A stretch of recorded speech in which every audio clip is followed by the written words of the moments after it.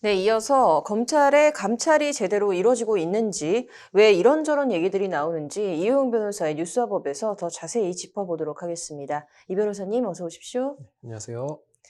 네, 이제 그간의 검사 비위 사건에 뭐가 있었죠? 뭐 여러 가지 이제 사건들이 있었는데 그중에 조금 오래된 것부터 이제 소개를 드리자면 네.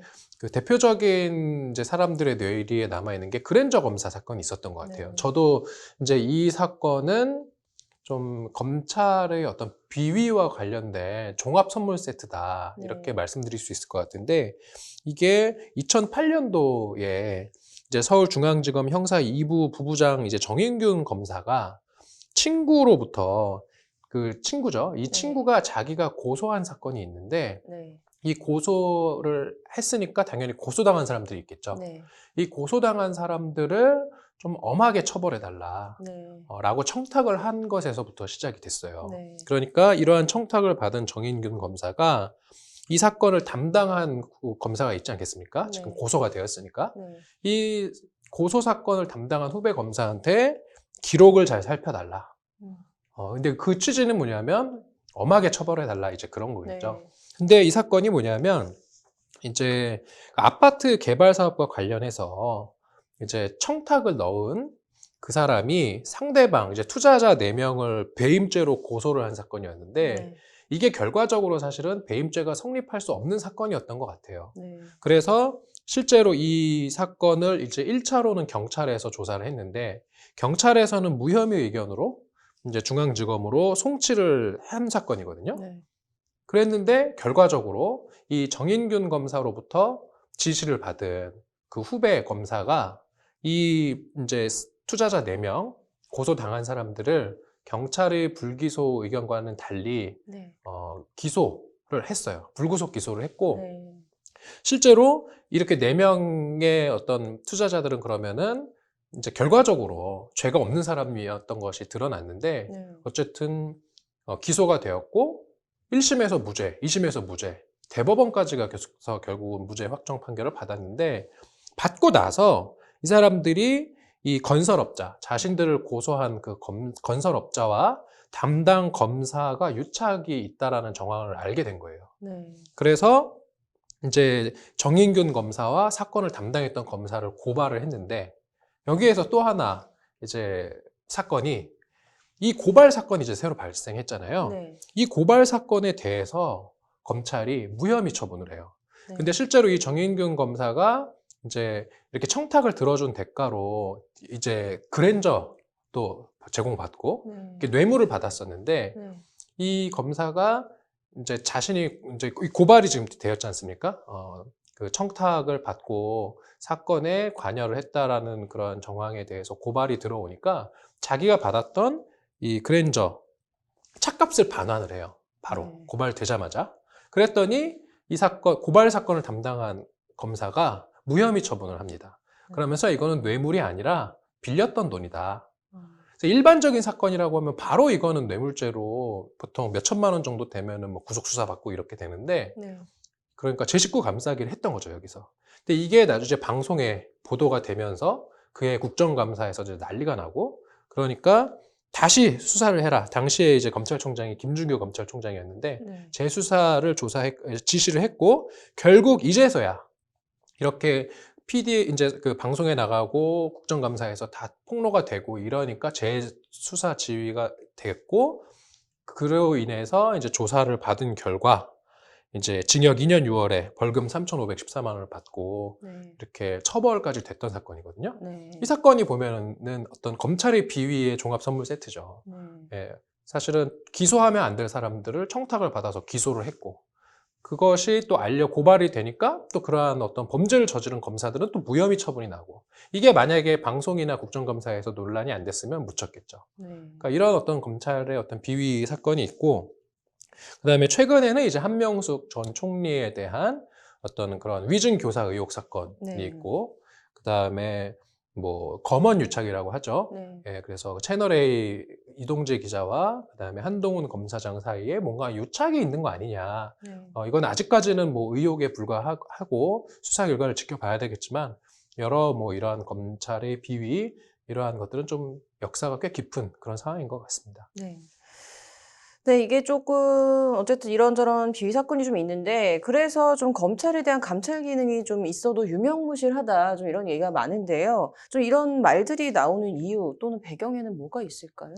뭐 여러 가지가 있겠지만 이제 흔히들 말을 하는 거는 검사 동일체 원칙을 많이 이야기를 하시는 것 같아요. 네. 이게 어차피 감찰이라는 것은 결국 그 조직 내부에서 이루어지는 이제 비위가 있으면 징계로 나아가는 것을 이제 전제 조건으로 하는 작용인데 이게 검사가 검사를 이제 감찰을 한다는 것이 현실적으로 어렵다. 네. 특히 이제 검사 같은 경우 지금은 뭐 로스쿨 제도가 도입이 되었지만 이제 최근까지도 이제 사법연수원 기수를 통해서 사실 선후배 관계로 다 엮여 있고, 그 다음에 또 감찰 부서에서 근무를 했던 검사라 하더라도 어차피 다시 현업 수사 부서로 또 돌아가면 또 검사 직무를 수행해야 되는데 네.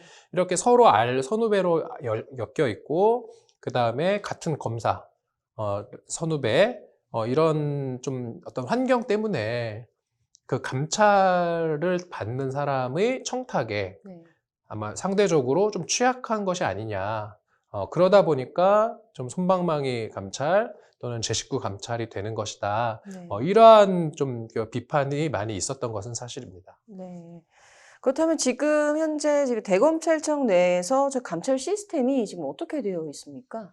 이제 대검찰청에서 뭔가 이런 감찰 혐의와 관련된 첩보가 입수가 되었을 때 네. 이제 중요 감찰 사건 같은 경우는 대검찰청 감찰위원회에 보고를 하도록 되어 있어요. 그래서 네. 대검찰청 그 감찰본부 설치 및 운영 규정에 보면은 이제 그렇게 나와 있고, 그다음에 특히 중요 감찰 사건 같은 경우는 위원회 또는 소위원회에 사건 심의를 의무적으로 회부하도록 이렇게 해서 지금 제가 앞서 말씀드렸던 뭔가 감찰과 관련된 그런 좀 무의미한 네. 또는 그런 제 식구 감싸기식 감찰이 되지 않게끔 네.